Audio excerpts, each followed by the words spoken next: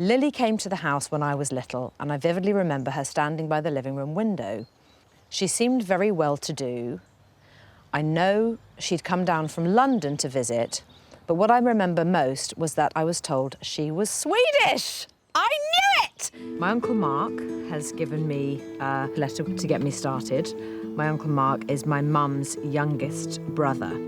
Dear Kate, I've enclosed a picture of my parents, Archibald Bridges and Linda Plum. So that's Linda Plum, that's my grandmother right there. That's Archibald. God, she looks like my mum. Wow, cool dress. So this is my grandmother here, and that's my mum, Sally. Linda Plum may sound about as English as it's possible to be, but that may not be the case.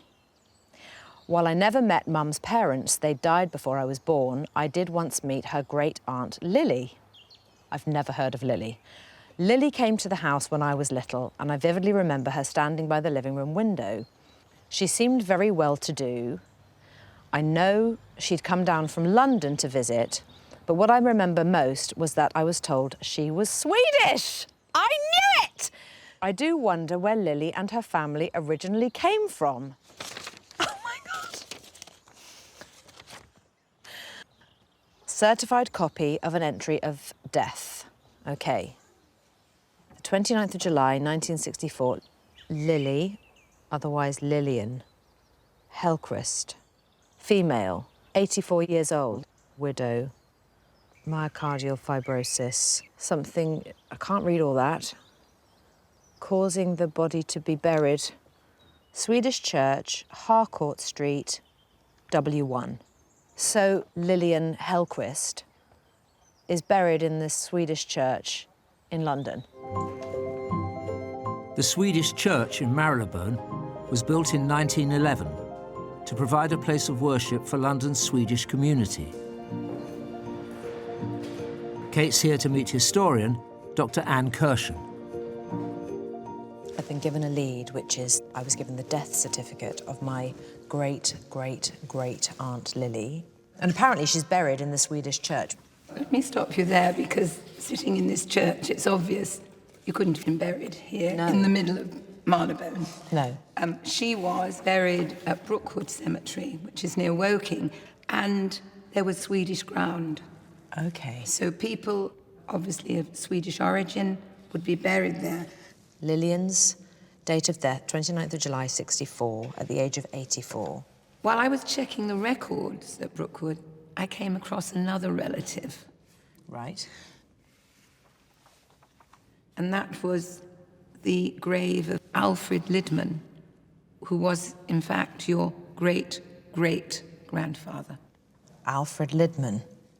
So let me piece this together. So they were brother and sister. Yep. Wow. And I've got something here. This is what's called an attestation. It's a church record that priests kept about members of their congregation. Now that's the translation. Taylor. Alfred Johansson Lidman.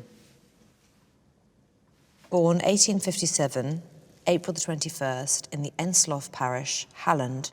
He was wed in the English church, May 1884, has 3 children. So that's basically telling you that he'd moved from the place of birth, Halland in southern Sweden, to London. My goodness me! He was 100% Swedish. This is just brilliant. And we know from that he was a tailor. That was his craft. How fabulous. Now, we know from the 1891 census where Alfred was living.